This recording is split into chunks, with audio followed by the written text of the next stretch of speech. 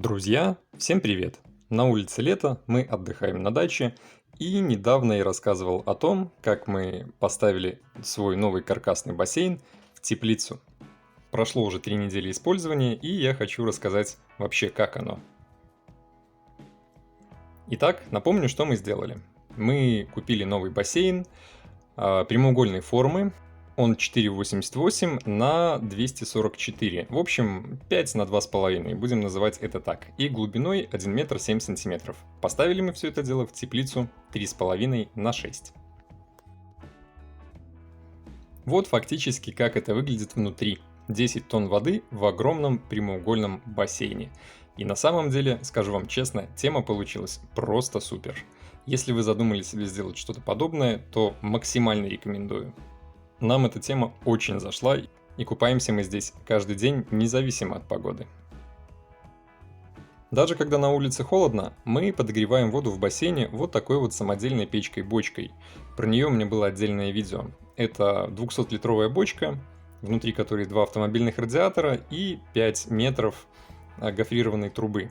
Из бассейна насосом воду качает в бочку, а оттуда уже непосредственно обратно в бассейн. Она в нем прогревается и приходит теплая. В самой бочке сделано 2 отделения, то есть основное для горения и снизу небольшое для поддувала. Тем самым работает она очень эффективно. В среднем воду прогревает на 20-30 градусов относительно входа и выхода.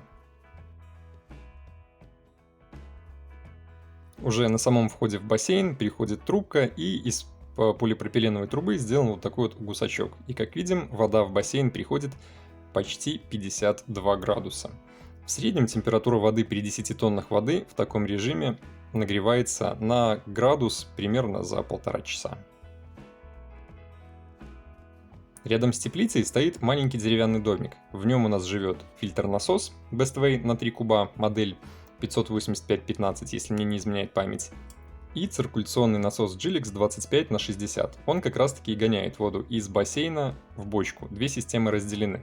Все это дело у нас управляется с 2 умных розеток. Про них, кстати, у меня тоже было видео на канале. Отличные вещи. Можно включать-выключать со смартфона, задавать умные сценарии, таймера и так далее. Очень удобные штуки.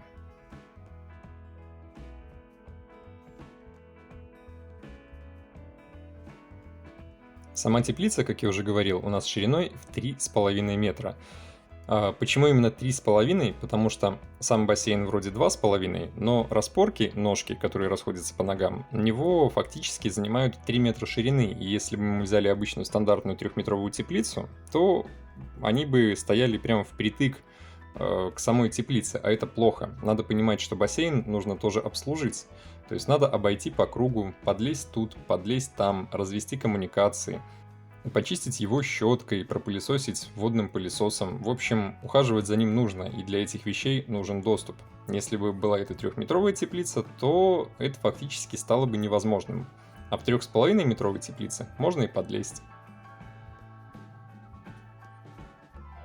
Бассейн 1 метр 7 сантиметров глубиной, и поэтому заходить в него нужно с лестницы. Лестница, конечно же, шла к нему в комплекте.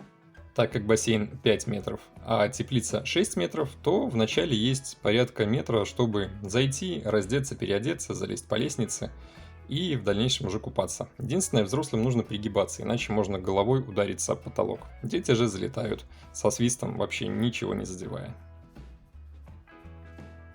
Внутри самого бассейна мы положили вот такое вот солнечное покрывало, и это очень нужная вещь. Когда вода нагревается, это солнечное покрывало очень хорошо удерживает температуру воды. Ночью у нас в этом году очень холодные, и, допустим, ночью было плюс 14-15, температура воды была 30, и за ночь он остыл всего лишь на градус-1,5. При этом ухудшается доступ кислорода к воде, а это плохо. Однако в комплекте с этим бассейном идет вот такой вот аэратор. Насос закачивает воду, уже очищенную, и захватывает воздух. Как видите, в бассейн идут пузыри, то есть кислород в воду поступает. Все нормально.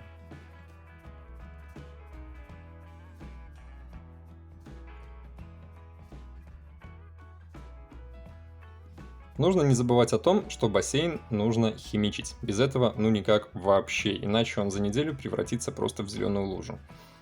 Нужно проверять уровень pH. Если вы пользуетесь хлоркой, то нужно проверять уровень хлора. А я же, в свою очередь, пользую такие средства. Это pH минус. pH воды постоянно стремится вверх, и его надо понижать, иначе другая химия работать не будет. Это альгицид. Альгицид нужен обязательно для того, чтобы не росли водоросли. И вот такая вот отхимоформа кислородная химия. Я хлорку не использую, я использую конкретно кислородную химию. Она в 2 раза дороже, но зато нет никакой вонищи вот этой хлорки, как в обычных бассейнах. И глаза не щипит. И дети, надо понимать, что когда купаются в воде, достаточно много этой воды могут нахлебаться. В общем, вещь отличная, без запаха и цвета. И, конечно же, свои функции она выполняет. Я пользую кислородную химию уже порядка 3 лет, и за это время мы еще ни разу не потравились. Бассейн стоит в теплице, и мусор в него практически не летит. То есть на улице, когда он стоит, в него летит пыль, пух, все подряд. Поэтому скиммер в данном случае уже практически не актуален. Все это время он у меня просто лежит рядом с бассейном, я его снял. Плюс, когда еще на бассейн надето вот это покрывало одеяло, то скиммером просто не попользуешься. А химию я теперь засыпаю вот в такую штуку. В таблетках она тоже кислородная. Это специальная насадка для дозирования химии в бассейн.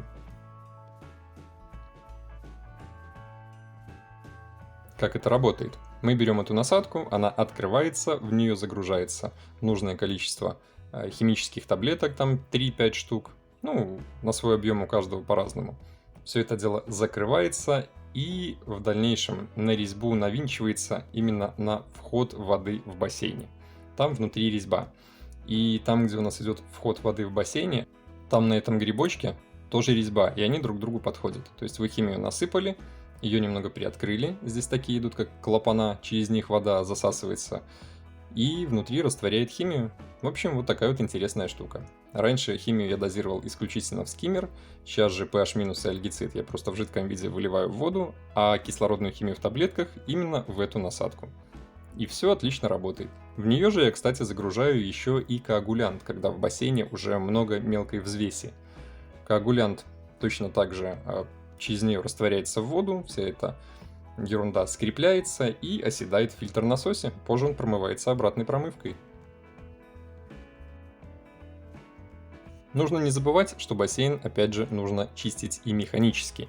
Для этого у меня есть набор Intex Deluxe для чистки бассейна. У него в комплекте идет длинный вот такой вот телескопический шест с разными насадками. Насадка-щетка, чтобы щеткой чистить стенки бассейна, когда они становятся скользкими. И вот такой вот водный пылесос с 6-метровым шлангом. Опять же, все это подключается в форсунку засоса воды в насос и пылесосится дно. Бассейн остается всегда чистым. Изначально, когда я строил эту конструкцию, я думал, что в солнечные дни внутри будет просто ад. Очень жарко. Но это не так. Двери у этой 3,5-метровой теплицы полуторки. По факту мы открываем с одной и с другой стороны теплицы обе двери. Теплица сразу продувается, и внутри точно такая же температура, как и на улице, то есть эффекта парника нет. Отлично, комфортно купаться, можно даже закрыть двери и открыть форточки. Ветрище не дует, мусор не летит, внутри комфортная теплая температура, просто супер. А когда на улице холодно, соответственно, все это происходит за закрытыми дверями. Рядом с теплицей стоит у нас наш маленький сервисный домик с насосами, и из сарая в него под землей проведено электричество. Все это дело я спрятал в металлическую прорезиненную гофру. Также на сарае у нас висит прожектор. Прожектор этот у нас тоже подключен к умной розетке. Я со смартфона могу включать или выключать на нем свет. Это говорит о том, что даже ночью в нашей теплице светло. Она полностью освещается этим прожектором, и купаться в вечернее время очень здорово и очень комфортно. Бассейна размером 5 на 2,5 уже вполне хватает, чтобы даже поплавать взрослому человеку от борта до борта. 5 метров уже как бы расстояние. На 3,66 этого не хватало. И опять же радует сама вода. Она постоянно чистая, потому что, повторюсь, в теплицу мусор не летит. Теплица постоянно закрыта, работают фильтра, вся мелочь, которая попадает, опять же, фильтруется данными фильтрами. И за счет того, что мусор не летит, гораздо меньше геморроя с обслуживанием и чисткой. Ну и, конечно же, не забываем про разные водные игрушки. У нас много всяких матрасов, сидушек, кругов. Очень классные вещи. Кому интересно, ссылки на них я оставлю в описании. Советую всем такое купить. И уже и места в бассейне под это вполне хватает. То есть 4 человека плюхаются на вот таких вот игрушках, и всем вполне достаточно места. Еще интересный плюс этой теплицы в том, что они модульные. То есть можно докупить еще 2-метровый кусок, допустим. И в дальнейшем появилась идея купить действительно еще 2-метровый кусок и немного продлить теплицу, чтобы внутри было что-то наподобие как предбанника. То есть ты зашел, у тебя еще 2 метра, можно там и столик поставить с надувными сидушками. Использовать все это дело как такую беседку в непогоду. Отдохнул, внутри посидел, плюхнулся в бассейн. В общем, идея интересная. Подумаем над этим. Ну и повторюсь, тема супер. Вода постоянно теплая, вода постоянно чистая, внутри нет ветра, нет холода.